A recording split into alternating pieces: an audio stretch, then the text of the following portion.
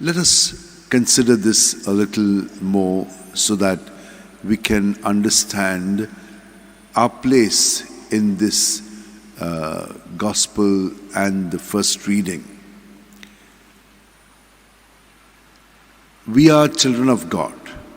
We've been saying that. And so, we are made in the likeness and image of God. But we cannot conform to it on our own. We need to do this by remaining obedient to Him. This attitude has been shown to us by our Blessed Mother. I am the servant of the Lord. Be it done to me according to your word. On our own, we cannot do it. But He can do it, and He has to do it. If we are in the likeness and image of God, we cannot conform to it. He has to do it through us. It is like that. My bodily parts cannot act on their own. They act because I command them. And so they obey me.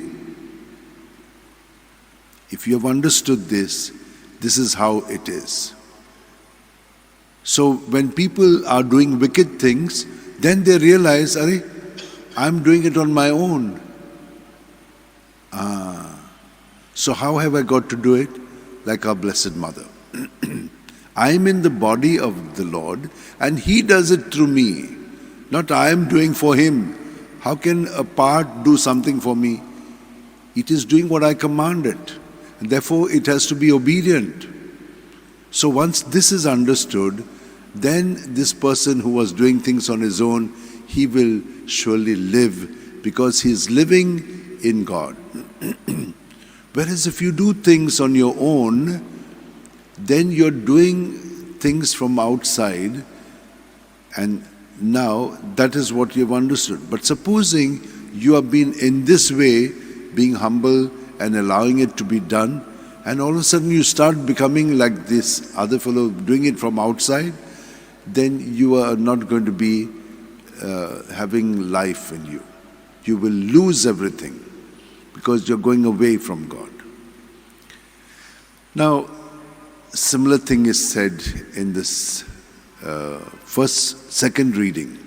It has to be such that I cannot say something bad about myself. Very often we are doing that.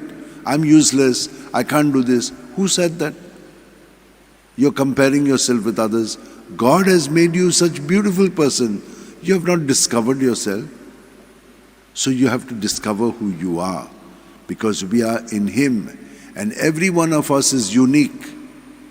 And therefore, I cannot say something to the other parts of His body which I encounter in the other. We have got to be respectful. We've got to be dignified. But now you will say, this other person is not acting as though they are in God. Now we are called to be God's presence to them, to forgive them, to understand them, to be also in God, giving them the right kind of response. And we shall pray for this, so that the Lord Himself will give us the rewards that are His and they are ours as well. Please hold your hand like this in your lap. Keep your back straight. Close your eyes and just experience Jesus giving us life. If we don't breathe, we are dead. Who's doing the breathing? Jesus. And that's why we cannot snuff our life out of ourselves. It is His. And so we are indebted to Him. We are present to Him.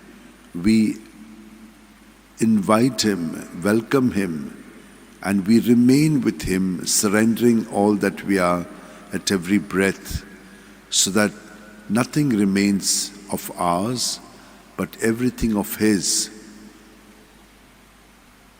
And in this way, we are sanctified by His presence, made holy, not because we are holy, but because He is holy, and His holiness exudes from our being in our thoughts, words, and deeds. It is He who does it.